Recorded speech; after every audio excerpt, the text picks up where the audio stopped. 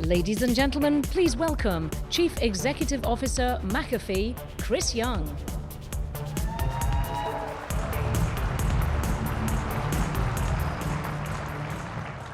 More than one every week, even more than one per day.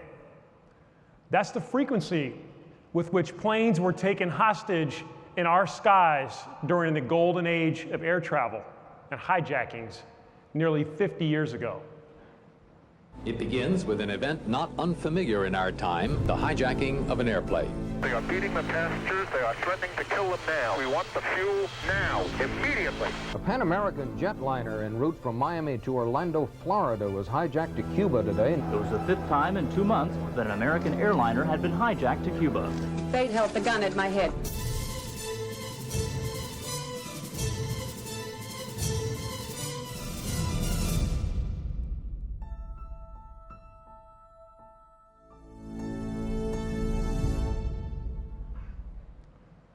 Skyjacking. Behind me is a timeline that we created over nearly 40 years of skyjacking in the US and around the world. It's categorized by motive. And what you'll see is that like Zika or Ebola, skyjacking itself became a contagion of sorts, a virus of one that would lead to an epidemic of copycats and ultimately to a global pandemic. And what the graphic behind me can't begin to show, however, is the balancing act that the air travel ecosystem had to do between getting people from point A to point B, which is job one, but also keeping people safe along the way. And the airlines really do a remarkable job with this. If you take 1970, for example, and we've grayed out just the international hijackings here. In the US alone, there were 24 hijackings in 1970.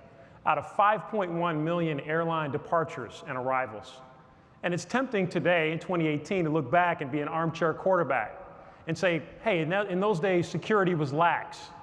As an example, you didn't even require an ID from a government-issued entity to board an airplane at the time. And if you think about why, the prevailing wisdom in those days was that you wouldn't treat your guest or your customer as a criminal before they got on a plane. And so that dominated the way people thought about things. Hijacking itself actually only became a crime in 1961 after the Cuban Revolution. So for a number of years, it wasn't even a crime in the US. And after that, there were steps that were taken. There were behavioral methods used at the ticket counter, for example, where ticket agents would look for nervous behavior or lack of eye contact on behalf of travelers. And airlines would do whatever they could in the event of a hijacking to cooperate with the hijackers in an attempt to save lives. They would fly planes to Cuba. They would raise funds and pay ransoms in the event one happened. Again, all in the service of saving lives. In 1972, hijackings reached their peak. And we saw something that was very different for the first time. There was a threat of flying an airplane into a nuclear facility in Oak Ridge, Tennessee. And that threat of a nuclear disaster caused by an airline was what actually shook our country out of our hijack fatigue. And in 1973, we instituted passenger screening and baggage scanning in air travel. And that brought pain points in travel. But we got the right equilibrium between security and protecting in the US what's our Fourth Amendment right, which is the protection against unreasonable searches and seizures. But despite the added security and protections, that wall between the flight deck and the outside world remained relatively porous by all standards. And it would open up opportunities nearly 30 years later for those who were intent upon causing us all harm. That led to one of the most infamous hijackings we've ever seen, one that sent shockwaves across our free and open society. In the aftermath of that attack, we all got on board with reshaping our civil liberties in many regards, starting with those made possible by air travel. And now, perhaps it's obvious the need for change in the aftermath of 9/11, 2001. But what was probably less obvious for many of us is that in airports and on airplanes, there are many common objects. Those common objects can be co-opted and used against us as an arsenal in very uncommon ways. Objects like forks or knives. And at the time, we get it. When we're asked to say, okay, if you sit in first class, I wasn't sitting in first class, but I can relate to what was like in those days, plastic forks and knives. And we said, okay, in the spirit of patriotism, we'll give up our metal silverware because we want to keep our flights safe. And our appetite for those inconveniences, however, was short-lived. Because a few months later, the TSA came online in full effect, and we were standing in line nearly every flight. Many of us started to experience travel fatigue at the time, even travel rage in some regards. And I see that today every time I'm traveling. But our adversaries, despite a lot of these changes and added security, they proved persistent. They would use advanced and unexpected attack methods to try to bring planes down. But the airlines, the FAA, and the TSA would respond in kind quite quickly to these new styles of attacks. Later in 2001, the shoe bomber forced us all to have to take off our shoes when we went through airport screening. Fast forward to 2006, we saw someone try to bring liquid explosives onto a flight in Great Britain. That led to the 311 rule, or those 3-ounce bottle limits that we have on liquids that you can bring on flights. 2009, the underwear bomber, forcing us to have to go through full body scan x-rays to board a plane. Action response, all throughout the air travel ecosystem. But despite these inconveniences, I'm certainly one who's grateful that safety and security are an absolute priority when it comes to air travel, and I'm sure you would agree. And that doesn't stop each and every one of us from having a bunch of different stories about the time somebody got through security, or sometimes somebody's grandmother never got searched as they went through security. We know those stories exist. We know security is not perfect. It's not perfect in our world, nor is it perfect in air travel. But in my experience, they can capture quite granular items. In fact, one time I was going through airline security in London Heathrow, and my contact lens solution, which had less than 3% hydrogen peroxide in it, set off an alarm. And I didn't realize actually, but hydrogen peroxide is actually an ingredient in making a bomb. Somehow I was able to get through, but it raised the point to me that they are looking for very minute capabilities that could disrupt air travel and disrupt our safety. And air travel's evolved immensely in technologically enabled capabilities. You know, for example, you've got every flight we're on today, there are hundreds of people that are connecting via Wi-Fi to the airplane itself. Airplanes fly themselves in many regards. They're more connected than any device that we know of today. Just like in cybersecurity, complexity levels are rising. The importance of connectivity is even greater in air travel today. Last year, I showed a timeline like this on stage, which shows about 30 years worth of publicly available data that catalogs cyber attacks. And we've updated that information to come all the way through the year 2018. And when I look at this chart, I can't help but see a lot of the same parallels between skyjackings nearly 50 years ago and what we're experiencing in our world today. That breach-a-day cadence that we see in the headlines today. And when it's a plane or people being held hostage, it's known as ransom. When it's data or information, devices, it's known as ransomware, shown here in red, right behind me on the screen. Will we need to add cryptojacking to this timeline? Most likely, as it's on the rise, fueled by rises in cryptocurrency valuations and the ease at which attackers can go at this problem. And it's clear, we all know this, that none of these threat vectors actually ever die. They don't go away.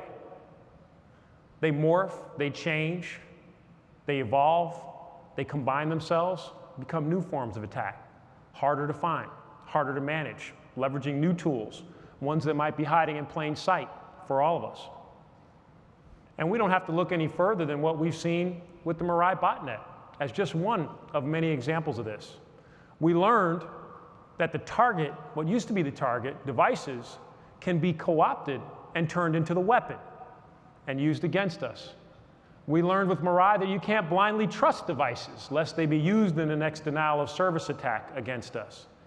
Clearly, devices can be held for ransom.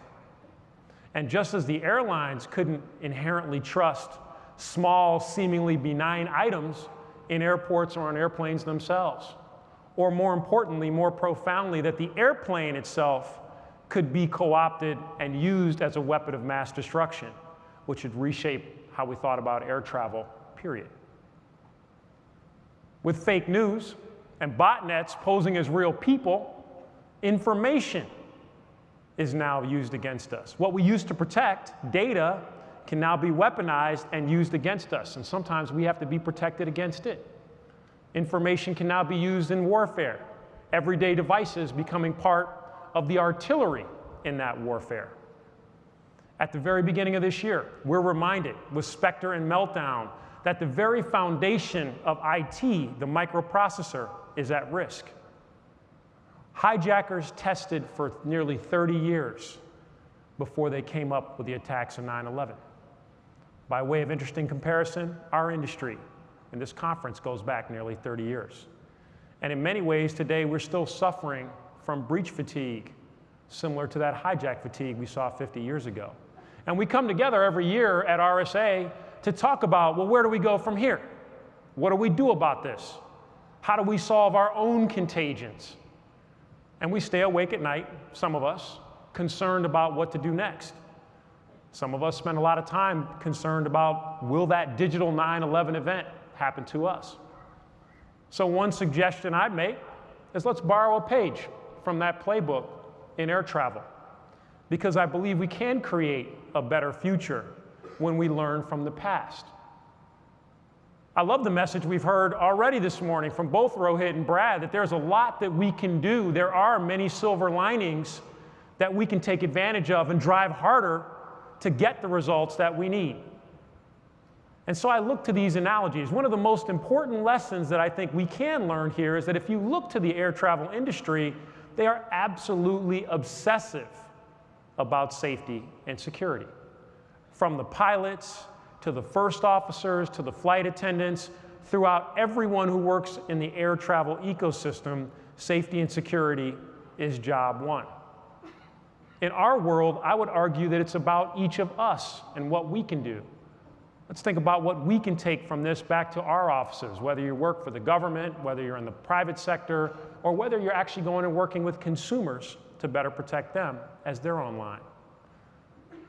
My ask is that we all go out and try to drive a culture where cybersecurity truly gets the prioritization that it deserves in all of our programs, in all of our offices, in all of our transportation.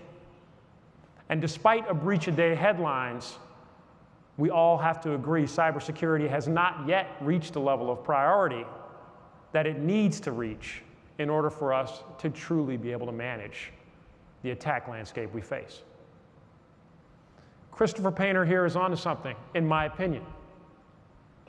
Cybersecurity is still a sidebar conversation in too many arenas. We're in the room quite often, but we're not at the table, not necessarily in the mainstream conversation yet. At a leadership level, in the C-suite, at board levels, you saw a stat from Rohit this morning. Cybersecurity awareness is there. CEOs, board members are talking about it, but they don't yet know how to translate that awareness into action that permeates an entire organization. Part of the reason for that is because we, as cybersecurity practitioners, have yet to find ways to truly help them and enable them to translate that awareness into action. They need our help. They need our help connecting what this group does every day to what the mission and vision and values of their organizations are all about. Every time I talk to lay people who don't live and breathe cybersecurity every day, they ask me, first question I get, whether it's a newspaper reporter or you name it, they say, why haven't we solved this problem yet, Chris? What's going on? You got all these people, 50,000 people at RSA this week. Why can't you solve the problem? And after you scratch your head and sort of ask yourself, well, I don't know why we can't solve this problem.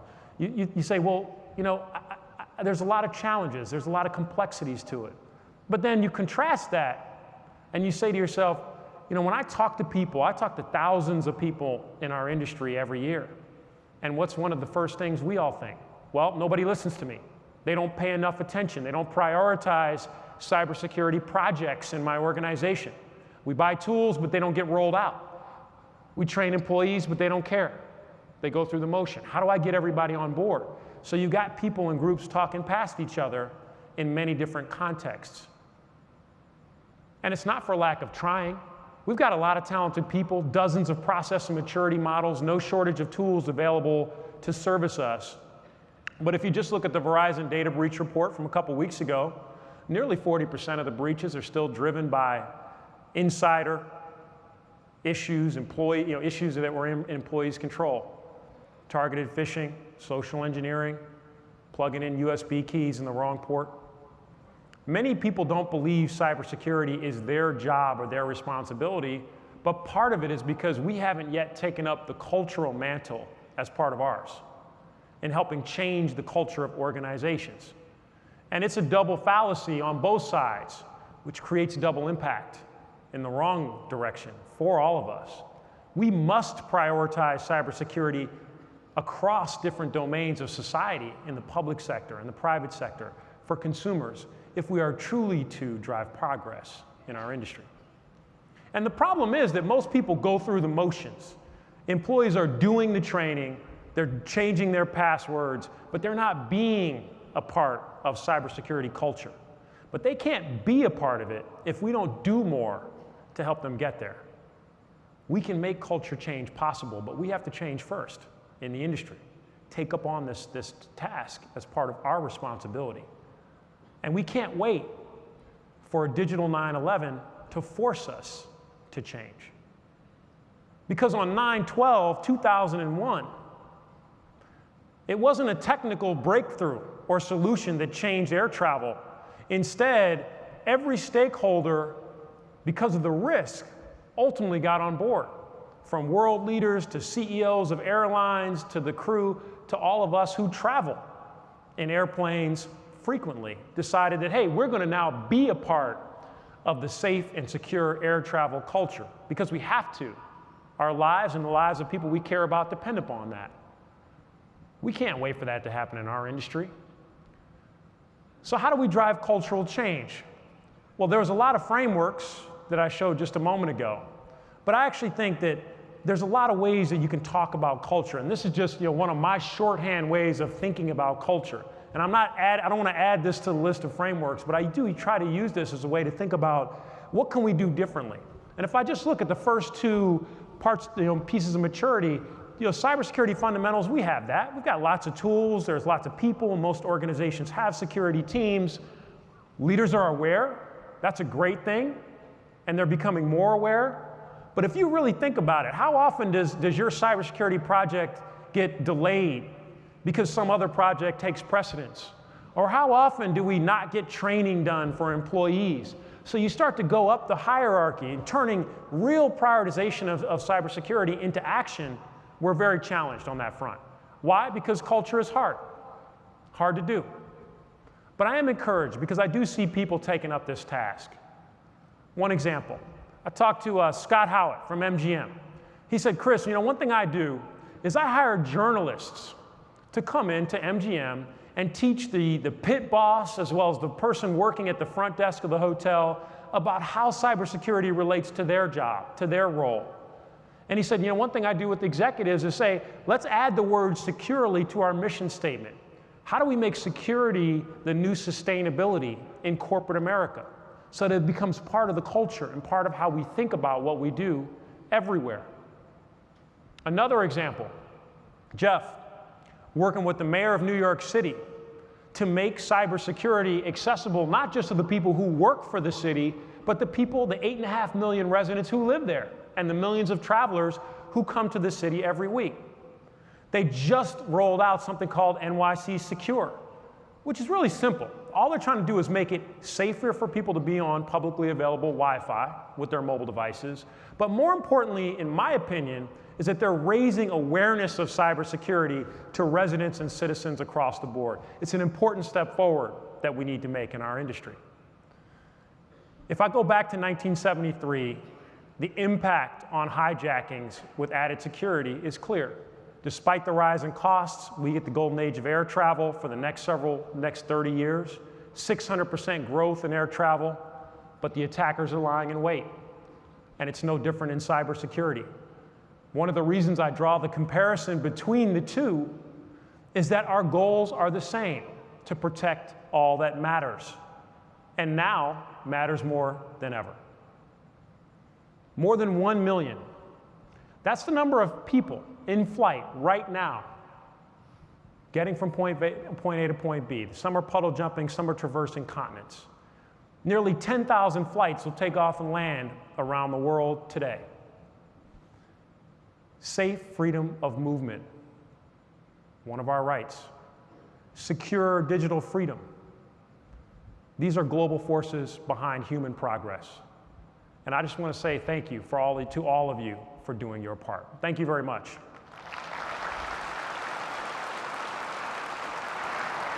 But before I walk off, I want to leave you with one short video that has nothing to do with technology, but it reminds me of one truth in our lives, that when nothing in the world goes wrong, everything's right with the world. Thank you. Nothing important happened today, though the dawn broke, and the mom hit send, and the dad hugged tight, and the dog was the dog.